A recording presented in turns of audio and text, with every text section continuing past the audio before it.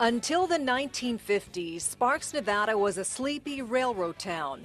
That was about to change. Economic growth in Reno triggered a housing boom in Sparks.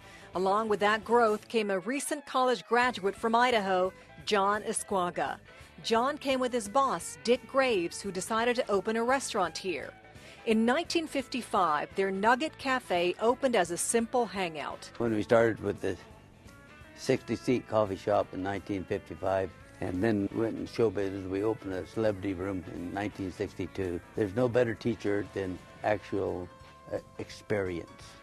I mean, you actually get in there and do it, because we didn't know anything about show business. And we had a difficult time being in Sparks because our date line, nobody ever knew what Sparks was. So we had to use all kinds of date lines like Reno's friendliest or biggest or whatever. We used East Reno one time, and that didn't go over too good with the people in Sparks, because we had a lot of railroad people here. This is the railroad town. But this is why we settled in Sparks. In 1960, when Dick Graves retired, he sold the Nugget to JohnAscuaga for $3 million. Under his guidance, the Nugget has grown from a small coffee shop to one of Northern Nevada's largest hotel casino operations.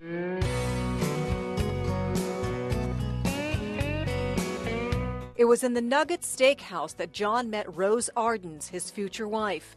John and Rose together built JohnAscuaga's Nugget into the major resort destination that it is today. For years, 42, the Nugget hosted the big attraction, Bertha, the elephant, and her showgirl act. Everybody brags about they have the best dog. I had the best elephant. When Bertha died in 1999, John did not want to replace her. Years ago, John started a program he cherishes. He has given out more than 600 scholarships through his college scholarship program. We started with 2. Now we're up to, I think, 25 a year. We go to all high schools in this area, plus 2 scholarships for hardship cases or minorities. He says the rewards he receives from this program are immeasurable. We had one recipient from Carson last year. He's going to Colorado State right now and become a vet. And he wrote me a letter and told me how well he's doing. They communicate with us and give us a story, what their grade point is and so forth. And we received letters like that, and it's so gratifying. And I still remember the first recipient, here she's a retired school teacher. In fact, all the recipients are proudly displayed inside the casino, dating back to the first one to the latest group. I just feel so strong about education but my philosophy in life is that you have to have an education, you also have to have a work habit. One by itself, you can't be successful. And we hired so many students here in the Golden Rooster Room when they were going to the University of Nevada.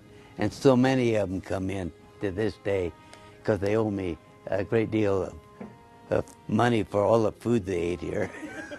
At 85, JohnAscuaga, the rancher, still commutes to work every day from his Jacks Valley Ranch south of Reno. He walks the floor every day greeting his employees. You know, you're in the service business like I've been in all my life. You have to love people, you have to love service. You know, I should be home reading a book, I guess, but I haven't that desire to do so yet. And what about his legacy? I'd say my scholarship program, as much as anything, that's probably the number one. In fact, that I think we were the savior in Sparks, Nevada, when the railroad went out, and we helped develop this town to what it is. John's advice for business: be yourself, be honest, and love what you do, because it's not a 9-to-5 job. And a big congratulations on the induction into the Business Hall of Fame. I'm just kind of flattered, really. When I see all the names that's been inducted to the Hall of Fame, and I can say one thing: I earned my stripes in this place.